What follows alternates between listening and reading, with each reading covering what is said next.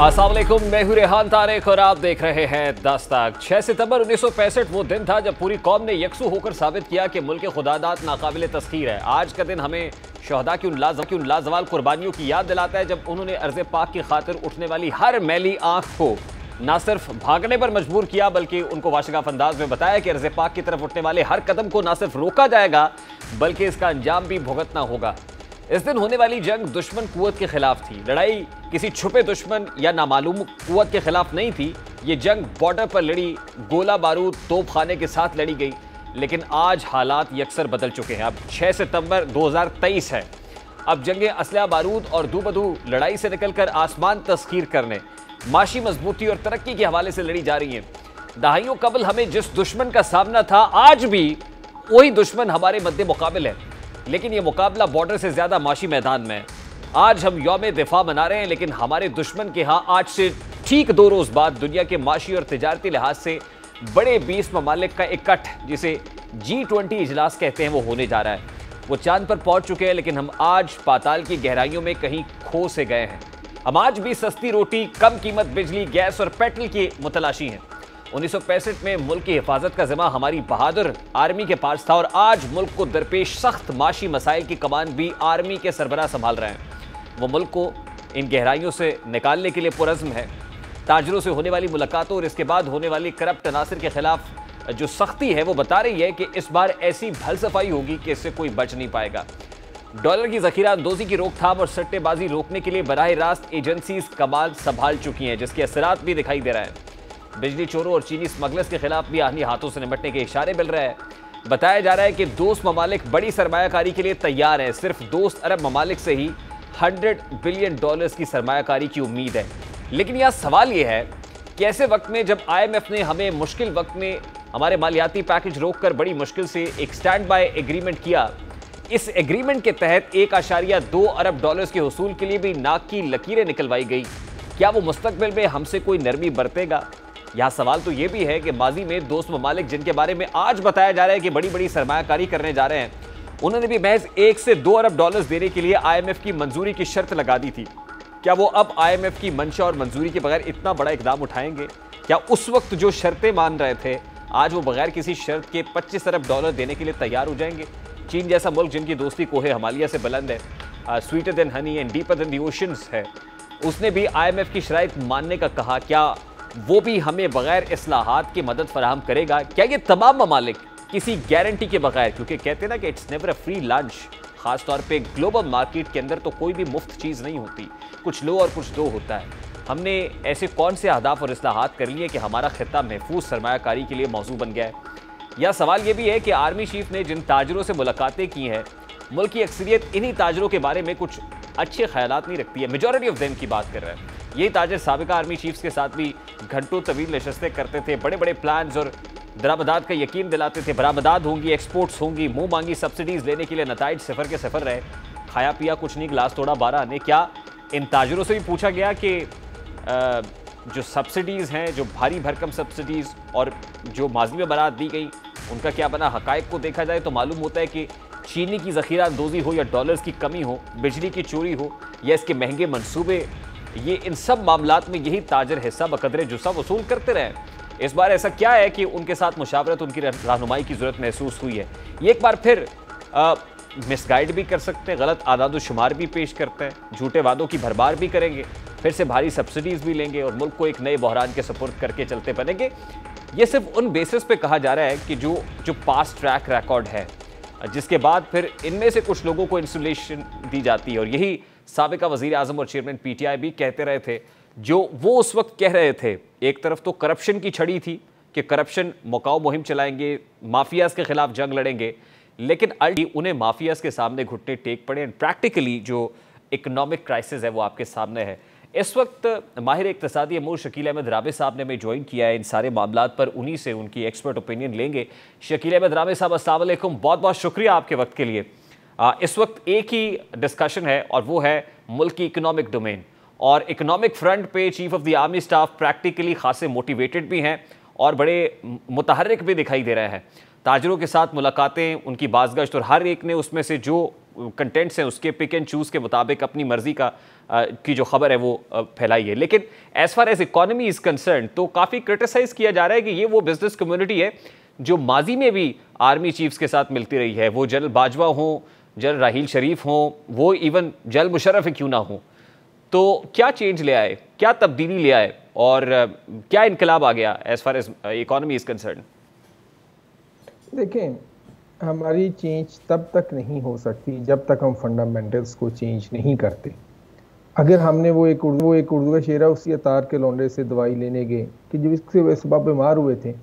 अब जिन लोगों ने आपको पिछले 76 ईयर्स में आपको फेल किया है, चाहे वो थिंक टैंक हो, चाहे वो बिजनेसमैन हो, चाहे वो जान के बिजनेस कह लें कि डिसऑनेस्टी है या इंटेलेक्चुअल डिसऑनेस्टी है, आप फिर उन्हीं से ज़्यादा इंगेज कर रहे हैं तो आप तो कोई सोल्यूशन नहीं लाएंगे।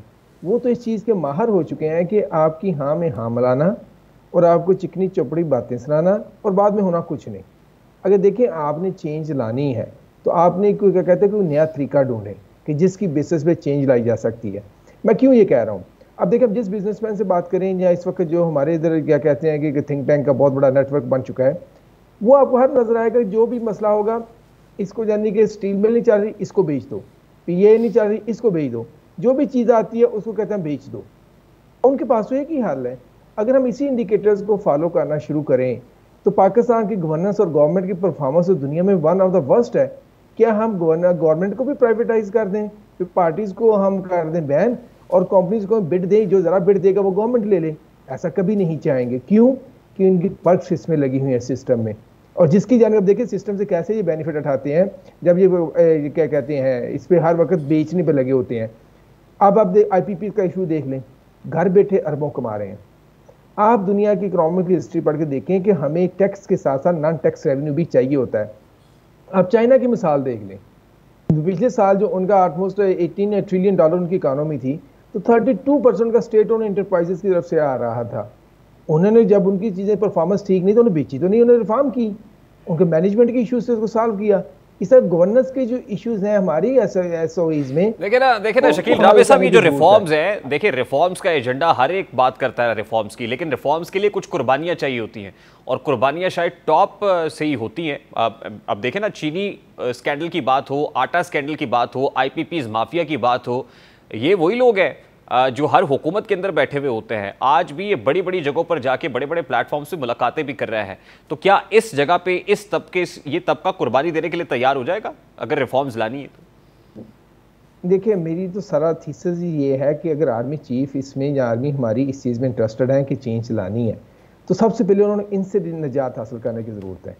उनको इंडिपेंडेंट जो क्या कहते हैं कि अपनी सोच के साथ चलना चाहिए, और उसको ये लिबरल इकोनॉमिक्स के मॉडल को छोड़ के उनको अपना इंडिजिनस मॉडल पे ध्यान देना चाहिए। अगर आप इन्हीं की सुनते रहेंगे, ये वन वे अदर वे आपको कहेंगे हमें सब्सिडी दे दो। हम हमेशा कहते हैं ना कि हमारे टेक्सटाइल बहुत बड़ा एक्सपोर्टर है, ये है वो है, इनको सब्सिडी कितनी जाती है? कभी किसी ने कैलकुलेट की है? क्या ये कम्पीट कर सकते हैं इंटरनेशनल मार्केट में अगर सब्सिडीज ना दी जाए? ये तो बर्डन है हमारी नेशनल पे।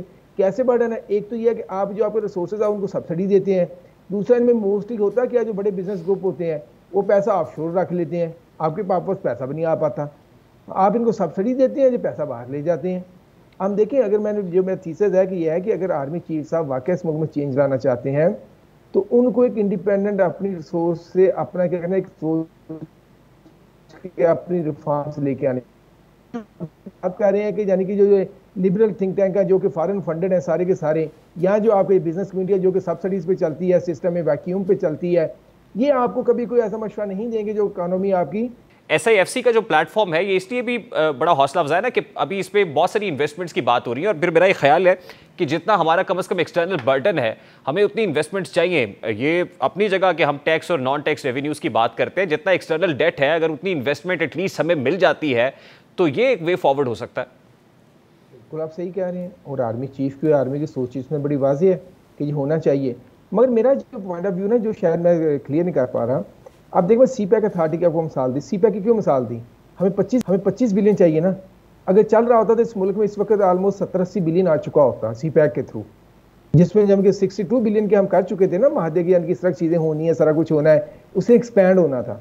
मेरा जो फंडामेंटल पॉइंट है कि आर्मी चीफ की नीयत ठीक होगी, आर्मी की नीति ठीक होगी, मगर जब तक वो इंस्ट्रूमेंट्स जो कि इम्प्लीमेंटेशन के जो कि चीजें हैं उनको चेंज नहीं करेंगे, उनको सक्सेस नहीं आएगी। अच्छा, उसमें हर्डल्स का है, ये ब्यूरोक्रेटिक हर्डल्स की बात कर रहे हैं आप या पॉलिटिकल विल ना होने की बात कर रहे हैं? दोनों की। अब देखना पॉलिटिकल, देखें पॉलिटिकल सिस्टम जो है हमारा पॉलिटिकल नहीं है, ये जाती सिस्टम है। कौन सी पार्टी है जो पॉलिटिकल पार्टी है, मुझे एक का नाम बता दें आप। ये सारी जाती लिमिटेड कंपनीज हैं। आप एक कंपनी को उठाएं, वो कहते हैं इसके हमारे लीडर के बगैर तो ये पार्टी रह नहीं सकती। और जो सिस्टम वीक होता है उनके जाती फायदों के लिए होता है। आप देख लें इनका कैसे, जब ये आर्मी चीफ साहब जो कह रहे थे कुछ लोग देखते ही देखते बड़े हो गए, तो ये जाती मफादात हो चुके हैं, ये पार्टियां नहीं रही हैं। हमने वैसे भी देखो, वेरी ऑनेस्टली मैं इस पर कभी नहीं कहा, मुझे तो डेमोक्रेसी, लिबरल डेमोक्रेसी पसंद ही नहीं है, क्योंकि ये तो स्टार्ट ही डिवीजन से होती है। मसलन दो पार्टीज हैं, एक हुकूमत में एक अपोजिशन है। अपोजिशन तब भी इलेक्शन जीत सकती है अगर वो गवर्नमेंट को नाकाम करे। अगर तो गवर्नमेंट को वो कामयाब होने दे दे, वो तो नेक्स्ट इलेक्शन ही जीतेगी। वो कभी चाहेगी कि गवर्नमेंट से हो जाए। आप देख ले पिछले 10-12 साल से पाकिस्तान में क्या हो रहा है। जो अपोजिशन में होता है, मुल्क लूटा गया, मारे गए, सारा कुछ है, वहां को कुछ नहीं मिल रहा। हम इख्तिजाज कर रहे हैं, हम लॉन्ग मार्च कर रहे हैं, हम धरने दे रहे हैं। सर यही तो बदकिस्मती है ना कि ये जो इकोनॉमी है ये हमारी सियासी जमातों की लड़ाई का मौजू रहा है। और इकोनॉमी ये प्राइवेट लिमिटेड कंपनीज हैं भाई। ठीक ये आपका बिल्कुल, ये आपका अपना पॉइंट ऑफ व्यू है, लेकिन मैं ये कह रहा हूं कि ऑब्वियसली जब पॉलिटिकल कैंपेनिंग होती है तो एक सियासी जमात ये कहती है कि हम 6 महीने के अंदर मुल्क का माशी मुकद्दर तब्दील कर देंगे, मईशत ठीक हो जाएगी, और फिर दूसरी को जो हुकूमत करके गई होती है उसको आड़े हाथों लिया जाता है। यानी इकोनॉमी हमारी पॉलिटिकल पार्टीज का, जिनको आप प्राइवेट लिमिटेड पार्टीज कह रहे हैं, उनका फेवरेट सब्जेक्ट रहा है। तो इसका मतलब ये कि कोई भी चार्टर ऑफ इकोनॉमी या मिसाके मईशत अगर हो जाए तो फिर इसका मतलब है ये जो मौजू है लड़ाई का या पॉलिटिकल कैंपेनिंग का या जिससे नैरेटिव मिलता है, ये मौजू तो वैसे ही दम तोड़ जाएगा, खत्म हो जाएगा। देखिए, दो चीजें मैं आपके साथ शेयर करना चाहूंगा। नंबर एक, किसी भी दुनिया की इकोनॉमी ना 5-10 साल में ठीक होती है ना खराब होती है। ठीक होने के लिए, खराब होने के लिए उसको टाइम लगता है, यानी कि ग्रोथ में आने के लिए या ग्रोथ को खत्म करने के लिए। ये 6 माह के जो स्लोगन होते हैं ना, ये सिर्फ लोगों को बेवकूफ़ बनाने के होते हैं, और बना रहे हैं। अगर कोई गवर्नमेंट, अभी भी कहता हूँ, अगर जैसे आज ये SIFC का मैं कह रहे हैं आप इनिशिएटिव है, अगर ये इंप्लीमेंट हुआ तो 5 साल में हम एक सिमत में चल पड़ेंगे, जिसको हम कहते हैं ग्रोथ। उसकी सम्मत में चल पड़ेंगे, हमारा कुछ हालात ठीक होना शुरू हो जाएंगे। अगर हम ये कहेंगे 1 ईयर में यानी कि हर चीज टर्न अराउंड हो जाएगी, ये मुमकिन नहीं है। कम से कम 5 साल चाहिए होंगे आप कह रहे हैं। हाँ जी, काम इस तरह के देखिए। अच्छा, और दूसरी इंपॉर्टेंट चीज ये, कता कलामी के लिए माजरत, ये जो 25 अरब डॉलर की बात हो रही है, जब मैं इस वॉल्यूम को देखता हूं तो बड़ा अच्छा लगता है कि 25 अरब डॉलर आएंगे, और फिर 25 कुछ 100 बिलियन डॉलर्स की बात भी हो रही है। लेकिन ये आएंगे कैसे, मतलब कितना प्रैक्टिकल लगता है आपको? देखिए, मैं तो ये देखता हूं कि 1.2 अरब डॉलर लेना होता है IMF से, तो वजीर आजम साहब कहते हैं कि IMF हमारे से नाक से लकीरें निकलवा रहा है। और फिर आप अपने फ्रेंडली कंट्री से जब बात करते हैं तो वो कहते हैं पहले IMF की गारंटी लेके आओ, फिर आपको पैसे देंगे, 2-3 अरब डॉलर फिर मिलेगा। एक साथ 25 अरब डॉलर मिल जाना, इसके लिए क्या गारंटीज रिक्वायर्ड होंगी? देखें, वो तो बड़ा वाज़ेह है कि वो स्टेक खरीद रहे हैं हमारी बहुत सारी ऑर्गेनाइजेशंस में, जो हमारी चलती हुई ऑर्गेनाइजेशंस है उसमें वो स्टेक ले रहे हैं। चाहे कराची की पोर्ट है, चाहे यानी कि ऑयल एंड गैस की बात कर लें या दूसरी बात कर लें, उसमें स्टेक ले रहे हैं। फिर दूसरा जो है यानी कि उसमें शेयर लेंगे जो वो खरीदेंगे। इसका मतलब है आप सर्टन प्रॉफिट उनको जाएगा, उनकी तो इन्वेस्टमेंट, उनकी तो मौजे हैं, उनको घर बैठा पैसा मिल रहा होगा, तो वो क्यों नहीं करेंगे? ये it's a good proposition for them. दूसरी चीज़ जो है कि हम एग्रीकल्चर की बात की है कि हम एग्रीकल्चर को रिवाइव करेंगे, जिसमें अभी तक जो मुझे नज़र आ रहा है हम एग्रीकल्चर में, हम कॉर्पोरेट एग्रीकल्चर की बात कर रहे हैं। तो देखें, अब सऊदी अरेबिया को बात कर लें, कुवैत को बात कर लें, UAE को बात कर लें, या कतर की बात कर लें, ये सारे इनका ऑलमोस्ट मोर देन 80% के 80% से ज़रा ये खाना जो है जिनकी फूड प्रोडक्ट्स हैं वो इंपोर्ट होती हैं। अगर उनकी एग्रीकल्चर में इन्वेस्टमेंट आ जाती है, एक तरफ से उनकी इन्वेस्टमेंट भी सिक्योर है जिसपे उनको प्रॉफिट मिल रहा है, दूसरी तरफ से उनको ये भी फायदा होगा कि उनको सिक्योर जो रिलायबल सोर्स है जो क्या कहते हैं फूड का खाने का, वो मिल रहा है। मतलब मैं आपको बताऊँ उसकी कितनी बड़ी इंपॉर्टेंस है। लाइफ स्टॉक की भी साथ अगर हम इसको इंक्लूड कर लें, कुछ अरब ममालिक ऐसे हैं कि जो भेड़ बकरियां न्यूजीलैंड या ब्राज़ील से मंगवाते हैं जिंदा शिप में, क्योंकि वहाँ पर यानी कि उसको हलाल करने का तरीका मुसलमान तरीके का उनको इतना नहीं है, सेंस है। तो वो जब लेके आते हैं उनकी ट्रांसपोर्टेशन कास्ट बहुत बढ़ जाती है। इवन चलो गोश्त भी ले आते हैं उधर से, कहाँ न्यूजीलैंड या ब्राज़ील, कहाँ ये मिडल ईस्ट, अगर वो पाकिस्तान से आता है तो आपका डिस्टेंस कुछ नहीं रह जाता, आपकी सारी की सारी ट्रांसपोर्टेशन कास्ट नीचे चल जाएगी। दूसरी बात यह है कि आपको हलाल हराम का इशू नहीं रहेगा, क्योंकि हम भी एक मुस्लिम कंट्री हैं, तो उनके लिए तो ये विन विन सिचुएशन है। तो ऑब्वियसली राबिया साहब, it's never a free lunch ना, मतलब मुफ्त में तो कोई भी पैसे नहीं देगा, ये तो कोई म्यूचुअल विन विन होगा तो फिर ही होगा। हमें चाहिए पैसा, हमें इस पैसे को यूटिलाइज करना है, उसके लिए हमें एक अक्लमंदाना पॉलिसी की जरूरत होगी। वो जो है क्या कहते हैं कॉर्पोरेट एग्रीकल्चर के साथ साथ हमें डेवलपमेंट एग्रीकल्चर पे भी एक फंड रखना पड़ेगा। मतलब जितने ये हमारे इन्वेस्टर आ रहे हैं उनको ठीक है जी, आप हमारे दोस्त भी हैं, हमने आपका भी ख्याल कर रहे हैं, आप हमारा भी कर रहे हैं। जो हमारा गरीब फार्मर है जो कि 89% टू 90% जो हमारा फार्मर वो लेस देन 12.5 एकड़ जमीन रखता है, वो तो कॉर्पोरेट फार्मर में जा ही नहीं सकता। उनकी जरूरत का भी ख्याल रखना, अदरवाइज रेजिस्टेंस आ जाएगी लोगों में। वो कहेंगे हमारे बिहाफ पे जी क्या हो रहा है, हमारी एग्रीकल्चर खराब हो रही है, जो हम थोड़ा बहुत बेचते थे वो भी बिकना हट गया, क्योंकि कॉर्पोरेट एग्रीकल्चर को तो वो नहीं कर सकेंगे कम्पीट। तो ये चीज़ों को भी ध्यान में रखना होगा। अच्छा, लास्टली जैसे आप ये कह रहे हैं कि पॉलिटिकल पार्टीज में पॉलिटिकल विल नहीं थी और वो भी एक बहुत बड़ा हर्डल थे, फिर ब्यूरोक्रेसी तो एक हर्डल थी ही, रेड टेपिंग कल्चर भी खत्म होना है। आप ये फरमाइएगा कि अभी तो कोई पॉलिटिकल पार्टी बरसरे इक़्तिदार नहीं है, केयर टेकर सेटअप चल रहा है, इस मिलिट्री इस्टेब्लिशमेंट ने खुद जो है इकोनॉमिक डोमेन को संभाला हुआ है, तो आप इसको कैसे देखते हैं? और गारंटीज भी आ रही है दोस्त ममालिक से जैसा बताया जा रहा है, तो इसके लिए कितना ज़रूरी है कि ये इस वक्त जो एनवायरनमेंट है इसको बरकरार रखा जाए? देखिए, एनवायरनमेंट से जो मेरा कहने का मकसद है इंस्टीट्यूशनलाइज किया जाए। मतलब जो आपने FIFC बनाई है उसको आप क्या पावर दे रहे हैं? क्या उसको आप डिसीजन मेकिंग और इम्प्लीमेंटेशन की पावर दे रहे हैं, या सिंपली वो एक कोऑर्डिनेशन एजेंसी होगी? जिस तरह हमने CPEC के लिए CPEC अथॉरिटी बनाई मगर उसके पास कोई इम्प्लीमेंटेशन डिसीजन मेकिंग की पावर नहीं थी, वो सिर्फ कोऑर्डिनेशन एजेंसी रह गई थी, और जिसकी सारी ये पोलिटिकल पार्टी मुखालफत भी करती थी, ये ब्यूरोक्रेसी भी मुखालफत करती थी। ये आप देखें ISIFC के साथ क्या करते हैं। अब इनके ट्यूअर्स सर फ्रैंकली स्पीकिंग लग ये रहा है कि मिलिट्री एस्टैब्लिशमेंट अपने एयर्स और आईज हर डिपार्टमेंट के अंदर रखेंगे और फिर कोएर्सिव फोर्स भी इस्तेमाल होगी जहां जरूरत होगी। नहीं, बात देखें, बात सुने मेरी, यही मैं बात कह रहा हूँ। अब जब आपने इतने सारे डिपार्टमेंट को एंगेज कर लेंगे, ब्यूरोक्रेसी बैठी होगी, वो आपको लॉ में ऐसा एंगेज करेगी, आपके 14 तबक क्या आपके 18 तबक रोशन हो जाएंगे। वैसे ऐसी यानी कि आपकी चीज़ें नजर आएंगी आपको। आप इस चीज़ को यानी कि देखें, अगर तो आपने वाकई सक्सेसफुल होना है तो SIFC को आपने ब्यूरोक्रेसी से बचाना है, बिजनेस कम्युनिटी से बचाना है, जो कि आप टेक ओवर ना कर ले। क्योंकि जो आपका बिजनेसमैन आता है वो ये कहता है मुझे दे दो सारा कुछ, बाकी छोड़ो। आप देखें ना, मैं इस मुल्क में जो अभी हालात हो चुके हैं, मलिक रियाज साहब ने एक दफ़ा बात कही थी कि पहिए लगाने पड़ते, लोगों ने बड़ी बात की, मगर वो इतना कड़वा और नंगा सच है सब के लिए कि हमें समझना चाहिए कि वाकई ये सिचुएशन है। क्यों इन्वेस्टर नहीं आता आपके मुल्क में? वो कहता है हम एक एप्लीकेशन देते हैं, हमें 3-3, 4-4 साल उसका जवाब नहीं मिलता। नहीं, लेकिन तो ये देखिए, लेकिन अब ये जो टास्क फोर्स आपने काम कर, ये जो टास्क फोर्स बन रही है, फॉर एग्जांपल देखिए स्मगलर्स के गिर्द घेरा तंग हुआ, तो आप ओपन मार्केट में देखें कि डॉलर को कैसी पिटाई पड़ी है और डॉलर नीचे आया 18 रुपये आज भी, और फिर इंटर बैंक के अंदर भी कोई मीगर सा फर्क पड़ा है। उसके साथ साथ ये जो दीगर स्मगलर माफिया हैं वो भी परेशान होंगे। तो आपको नहीं लगता कि ये जो कोएर्सिव फोर्स इस्तेमाल हो रही है, ये टास्क फोर्स बन रही है, इससे कोई फर्क पड़ेगा? देखिए, ये आप वही बात तो मैं कह रहा हूँ, जो भी चीज़ इंस्टीट्यूशन बनाना उसको पावर दें, कि आपने वो मैंडेट दें, उसको पावर दें, फिर उसका अकाउंटेबिलिटी करें अगर वो डिलीवर नहीं करता। अगर आपने सिर्फ टास्क फोर्स बना के छोड़ देना, चलिए हो जाएगा इधर से तो उधर से। मैं बार बार एक चीज़ कह रहा हूँ, SIFC गुड इनिशिएटिव, मगर इसके पास पावर क्या है, मैंडेट क्या है? ये अगर जो CPEC की तरह इसके पास सिर्फ कोऑर्डिनेशन का, CPEC अथॉरिटी की तरह कोऑर्डिनेशन का, देखिए आप सिर्फ CPEC को यूटिलाइज कर लें SIFC के थ्रू, आप 30-40 बिलियन तो आप उधर से इन्वेस्टमेंट ला सकते हैं विद इन 1 or 2 ईयर। वो तो बैठे हुए आपके मुल्कों की, आपकी कंपनियों के पीछे भाग रहे हैं कि हमें इंडस्ट्री एस्टेब्लिश करने की इजाजत मिले। आप देखिए आपने इसको चलाना कैसे? आप सिर्फ 25 की बात कर रहे हैं ना, उधर से मिडिल ईस्ट से आने, आपको इधर से भी 30-40 बिलियन आ सकते हैं।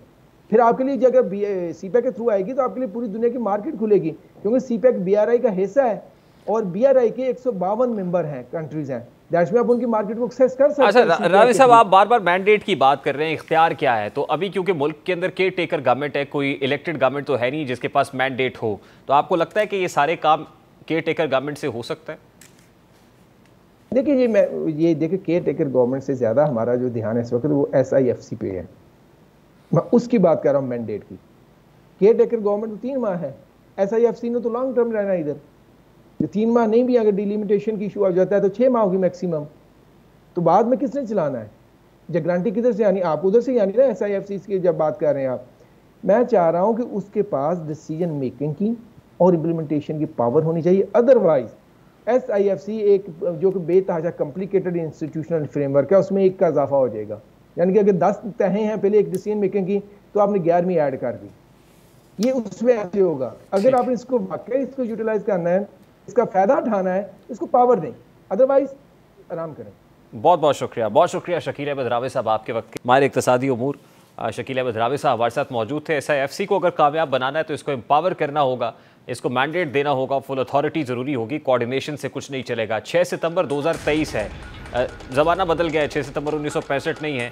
जंगें भी रूटीन की वो नॉर्मल यूजुअल नहीं है कि हैंड्स एंड कफ्स जो है वो लड़ रहे हों, बल्कि अब जो है वो हमारा हमसाया मुल्क जिसके खिलाफ 6 सितंबर 1965 को हम यौम दिफा मना रहे थे, मुल्क का दिफा नाकाबिल तस्खीर बताया जा रहा था, आज इकोनॉमिक डोमेन के अंदर मुल्क को नाकाबिल तस्खीर बनाकर ही कोई दम ले तो फिर हल निकलेगा। अभी एक ब्रेक लेंगे और ब्रेक के बाद जब वापस आएंगे, टास्क फोर्सेस काम कर रही हैं कुछ माफियाज़ के ख़िलाफ़, स्मगलर्स के ख़िलाफ़। अब वो चीनी स्कैंडल हो या बिजली की लाइन लॉसेस हो, चोरी हो, इसको कैसे ख़त्म किया जाएगा, क्योंकि यहाँ पर जब हिसाब किताब हो रहा है तो बहुत काम ऐसा है जो रफू करने वाला है।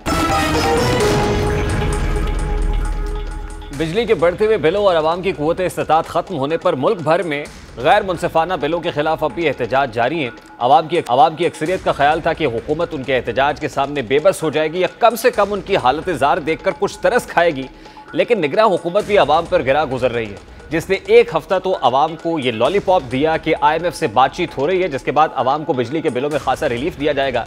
लेकिन जैसे ही अवामी दबाव कुछ कम हुआ, वो हस्बे आदत अपने वादों और दावों से मुकरती दिखाई दे रही है। आज निगरां वज़ीर तवानाई और वज़ीर इत्तलात ने प्रेस कॉन्फ्रेंस करते हुए वाज़ेह ऐलान किया कि जब तक बिजली चोरी खत्म नहीं होती और लोग बिल अदा नहीं करते, उस वक्त तक आवाम को सस्ती बिजली नहीं मिलेगी। उन्होंने कहा कि वज़ीर आज़म की हिदायत है कि जो लोग बिजली चोरी करते हैं उनके खिलाफ हमें क्रैकडाउन, जो लोग बिल अदा नहीं करते उनसे रिकवरी करनी। जब तक ये बिजली की चोरी ख़त्म नहीं होगी, जब तक तमाम लोग अपने बिल्स पे नहीं करेंगे, तो उस वक्त तक जो लोग बिजली की बिल्स पे करते हैं उनकी प्राइस, उनके बिल्स नीचे नहीं आएंगे। तो हमने प्राइम मिनिस्टर साहब की इंस्ट्रक्शन थी कि इसके ऊपर हमें क्रैकडाउन करना है, बिजली की चोरी कम करनी है और जो लोग बिल पे नहीं करते उनसे रिकवरी करनी। इस प्रेस कॉन्फ्रेंस में वजीर तवानाई ने उन डिवीजन्स का नाम भी लिया जहां सबसे ज्यादा बिजली चोरी होती है। आदादो-शुमार के साथ बताते हुए उन्होंने इंदिया दिया कि जल्द ही इन इलाकों में वसी पैमाने पर क्रैकडाउन होगा। वजीर तवानाई ने बताया कि मुल्क में 589 अरब रुपए की बिजली चोरी हो रही है। इस्लामाबाद, लाहौर, गुजरावाला, फैसलाबाद और मुल्तान डिस्को में 79 अरब यूनिट्स बिजली का नुकसान होता है और सिर्फ इन 5 डिस्कोज में 100 अरब रुपए का नुकसान होता है। इन 5 डिस्कोज में से 3044 अरब की बिलिंग होती है और 100 अरब का नुकसान होता है। वफाकी वजीर मोहम्मद अली का कहना था कि पेशावर, हैदराबाद, कोयटा, सक्खर, कबायली इलाकों और आज़ाद कश्मीर डिस्कोज में 489 अरब का नुकसान होता है। इन 5 डिस्कोज के 737 अरब की बिलिंग में से 489 अरब का नुकसान है और इन 5 डिस्कोज में से 60% नुकसान है। और गुजरावाला, फैसलाबाद और मुल्तान, इन 5 डिस्ट्रीब्यूशन कंपनीज में टोटल जो नुकसान होता है वो 79 बिलियन यूनिट्स का होता है। 79 बिलियन टोटल जो अमाउंट वाइज है 100 अरब रुपए का नुकसान होता है। इसके नीचे जो 5 कंपनीज हैं, पेशावर, हैदराबाद, कोयटा, सक्खर, ट्राइबल एरियाज का और AJK का, उसके अंदर हमें जो नुकसान है वो 489 अरब का नुकसान है out of total billing of 737 billion. In 5 distribution companies में जो नुकसान है गवर्नमेंट को वो 60% का नुकसान है। अब हुकूमत क्या करने जा रही है, कैसे क्रैकडाउन होगा बिजली चोरों के खिलाफ और टास्क फोर्स कौन सी कायम कर दी गई है और इसके लिए क्या टाइमलाइन वजह की गई है, इस बारे में भी इस प्रेस कॉन्फ्रेंस में बताया गया। वो क्या कह रहे थे, जरा उसकी एक झलक भी आपको दिखाते हैं। इस तरह की इंस्ट्रक्शन थी कि इन तमाम जो बिजली की चोरी को कंट्रोल करना है। प्राइम मिनिस्टर ने यहाँ तक कहा है कि आने वाले वक्तों में मेरी अपनी परफॉर्मेंस, सेक्रेटरी पावर की परफॉर्मेंस, जो IGs हैं, जो चीफ सेक्रेटरीज हैं, इन सब की परफॉर्मेंस का ये पार्ट होगा कि हमने ये बिजली की चोरी किस तरीके से कंट्रोल की और कितनी हम कंट्रोल कर सके हैं। तो ये बहुत ही हाईएस्ट लेवल पे इसका नोटिस लिया गया है। अब जराये के हवाले से बताया जा रहा है कि बिजली चोरी के हवाले से बड़े पैमाने पर क्रैकडाउन महज 1 से 2 रोज में शुरू होगा, जिसमें बिला तफरीक कार्रवाई की जाएगी, क्योंकि आर्मी चीफ खुद बराह रास्त इन इकदामात से मुताल्लिक दिलचस्पी ले रहे हैं। इसलिए कभी उम्मीद है कि जल्दी ये तमाम इकदामात अमली सूरत में होते हुए दिखाई देंगे। और दूसरी जानिब बिजली के अलावा चीनी की स्मगलिंग के हवाले से भी क्रैकडाउन शुरू हो चुका है। समाजी राब्ते की वेबसाइट X साबिका ट्विटर पर एक पोस्ट में निगरां वज़ीर दाखिला सरफराज अहमद बुगटी ने बताया कि निगरां वज़ीर आज़म अनवारुल हक काकड़ की हिदायत पर मुल्क भर में स्मगलिंग के खिलाफ क्रैकडाउन का आगाज़ कर दिया गया है। उन्होंने लिखा कि FC बलूचिस्तान शिमाली ने गुज़श्ता शब कामयाब ऑपरेशन में चीनी अफगानिस्तान स्मगल करने की कोशिश नाकाम बना दी है। ये पेशरफ्त ऐसे वक्त में सामने आई है जब मुल्क के मुख्तलिफ हिस्सों में चीनी की कीमतें रिकॉर्ड सतह पर पहुंच गई, जबकि साबिक हुक्मरान इत्तेहाद के अरकान एक दूसरे पर इल्ज़ाम तराशी कर रहे हैं कि आखिर मुल्क में इसके कम होते ज़खायर का ज़िम्मेदार कौन है। इस हवाले से निगरां पंजाब हुकूमत की रिपोर्ट ने बहुत से राजों से पर्दा उठाया है, जिसमें माफिया को सपोर्ट करने में अदलिया के किरदार और कार्टेल के गठजोड़ के बारे में मुफस्सिल आगाह किया गया है। वज़ीर दाखिला सरफराज बुगटी ने जो तस्वीर शेयर की हैं वो तस्वीर भी मामले की मुकम्मल कहानी बता रही है, क्योंकि स्मगल होने वाली चीनी जिस मिल की थी वो एक जानी मानी सियासी शख्सियत की मिल्कियत है। यही नहीं, 2021 और इससे कबल 2019 में भी जब चीनी का बहरान पैदा किया और मनमानी कीमतें बढ़ाई गई, तब भी केन कमिश्नर और दीगर तहकीकाती रिपोर्ट्स में स्मगल और जखीरा अंदोजों में शामिल कार्टेल और जिम्मेदारों का तयन किया गया था। इन काली भेड़ों में उस वक्त भी मारूफ बिजनेसमैन, सियासतदानों की मिल्कियत मिल शामिल थी।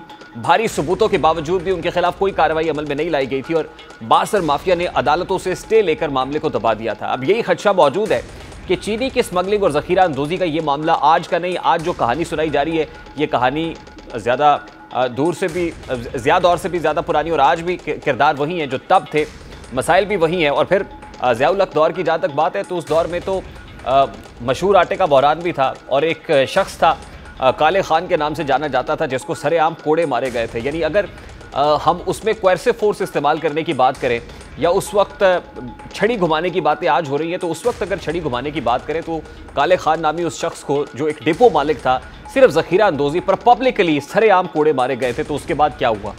अब हमारी अपनी पॉलिटिकल विल जहाँ पर नहीं होगी, जहाँ पर अपनी नीयतें ठीक नहीं होंगी, तो मसाइल तो वहाँ भी जन्म लेंगे। उम्मीद है कि इस बार हम वाकई इन मसाइल को संजीदा लेकर हतमी कार्रवाई करेंगे ताकि हर साल पैदा होने वाले इन बहरानों से बचा जा सके। दूसरी जानिब बसीयत कौम हमने ये भी साबित कर दिया है कि लातों के भूत बातों से नहीं मानते। आर्मी चीफ की 2 मीटिंग्स और इसके बाद एजेंसीज की खामोश खदमात की बदौलत 2 रोज़ में ही औकात से बाहर होती डॉलर की कीमतों को रिवर्स गियर भी लगा है और नौबत यहाँ तक आन पहुंची है कि ओपन मार्केट में 2 रोज़ के अंदर ही डॉलर की कीमतों में 23 रुपये की कमी हुई है।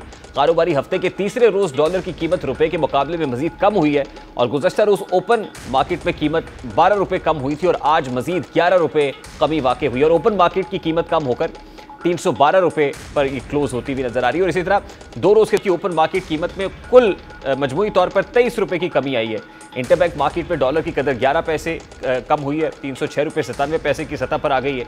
Chairman exchange commission association Malik Bostan कुछ सादा लिबास एहलकार के बारे में बताते हैं कि आजकल उनकी गैर कानूनी खरीदो फरोख्त पर वो लोग नज़र रखे हुए हैं, इस मामले का कच्चा चट्टा खोल रहे हैं और इसकी एक झलक जो मलिक बोस्तान कहते हैं कि हो क्या रहा है असल में, जिसकी वजह से डॉलर पकड़ में आ रहा है। लगता है कि अब हल पकड़ धकड़ी और पकड़ धकड़ जारी रहेगी तो भी तभी डॉलर पकड़ में आएगा। एशिया कप में पाकिस्तान आज तीसरा मैच खेल रहा है। एशिया कप का यह मार्का इस वजह से इंतहाई है कि काफ़ी अरसे बाद इस टूर्नामेंट में पाकिस्तान और इंडिया के तीन मुकाबले होना थे, लेकिन मौसम के बायस अब तक इस टूर्नामेंट का मोमेंटम नहीं बन पाया। वो मोमेंटम नहीं है जो होना चाहिए था और एक इंतहाई अहम टूर्नामेंट को मुतनाज़ बनाने में भारत और ख़ासतौर पर ACG के सदर जय शाह, जो भारतीय जनता पार्टी के अहम ओहदेदार अमित शाह के बेटे, उन्होंने खासा किरदार अदा किया है। और ICC रूल्स के मुताबिक इस बार एशिया कप पाकिस्तान में होना तय था, लेकिन टूर्नामेंट से कुछ कबल अमित शाह ने पाकिस्तान के हालात को बहाना बनाकर मैचेस न्यूट्रल वेन्यू पर कराने का मुतालबा कर दिया, जिसे पाकिस्तान ने मानने से इनकार किया। और पाकिस्तान में जो पॉलिटिकल टग ऑफ वॉर है उसके बायस PCB में गैर यकीनी सूरत हाल रही। नजम सेठी और उसके बाद ज़का अशरफ की तैनाती ने हालात को यकसर तब्दील किया, जिसने पाकिस्तान का क्रिकेट से मुताल्लिक मौक़िफ़ भी आलमी दुनिया में कमज़ोर किया। और इस तरह एक हाइब्रिड मॉडल पर इत्तफाक हुआ जिसके तहत 4 अहम मैचेस पाकिस्तान और बाकी श्रीलंका में होना तय पाया। श्रीलंका के दारुल हुकूमत कोलंबो के मौसम में इस टूर्नामेंट को गैर संजीदा बनाने में ज़्यादा किरदार अदा किया है, क्योंकि वहाँ पर जो मौसम है वो इतना अनसर्टन है कि बारिश होने लगती है और बारिश की वजह से पाकिस्तान और इंडिया के माबैन खेले गए पहले मैच में भी खलल आया था। इसके बाद अगला मैच भी बगैर किसी नतीजे के ख़त्म हुआ। बार बार की बारिश से तंग आकर तमाम स्टेक होल्डर्स ने सर जोड़े और तय पाया कि मैचेस कोलंबो से हेमनटोटा जो है वो शिफ्ट कर दिए जाएंगे। इस फैसले का हतमी ऐलान होना सिर्फ बाकी था, जबकि लॉजिस्टिक्स के तमाम इंतजाम शुरू हो चुके थे। लेकिन इसी दौरान एक बार फिर जय शाह ने सियासी दबाव के नतीजे में फैसला तब्दील किया और वेन्यू तब्दील ना होने दिया, जिस पर पाकिस्तान क्रिकेट बोर्ड यानी PCB ने शदीद तहफ़्फ़ुज़ात का इजहार कर दिया। पाकिस्तान क्रिकेट बोर्ड ने एक तरफा फैसला मानने से इनकार करते हुए ACC का कामी इजलास बुलाने का मुतालबा किया और PCB ने मुतालबा किया है कि इजलास में वेन्यू शिफ्टिंग के हवाले से एक कंसेंसस डेवलप किया जाए। और ज़राए के मुताबिक जरिए सबको हेमनटोटा के हवाले से आगाह किया गया था और दोबारा ईमेल का कहकर सबको आगाह किया गया और मैचेस शेड्यूल के मुताबिक कोलंबो में कराने का फैसला हुआ। और जय शाह के इस फैसले को साबिक चेयरमैन PCB नजम सेठी ने भी सख्त तनकीद का निशाना बनाया है। अब ज़ाहिर है इंडिया की जो लॉबी है वो ज़्यादा स्ट्रॉन्ग है और वो लॉबी कर रहा है और इस जो एशिया क्रिकेट टूर्नामेंट है इसमें भी जो अपनी जो पॉलिटिकल फोर्स है उसको इस्तेमाल किया जा रहा है। अब देखना तो ये चाहिए कि ऐसे में जो पॉलिटिक्स है वो प्रिवेल करेगी या फिर क्रिकेट प्रिवेल करेगी और अल्टीमेटली ये टूर्नामेंट खुशूस्लूबी से अंजाम को पहुंचेगा। प्रोग्राम का वक्त अपने इख्तिताम को पहुंचे, आपसे मुलाकात होगी इंशाल्लाह कल। अपना रखिए ख्याल। अल्लाह हाफिज़।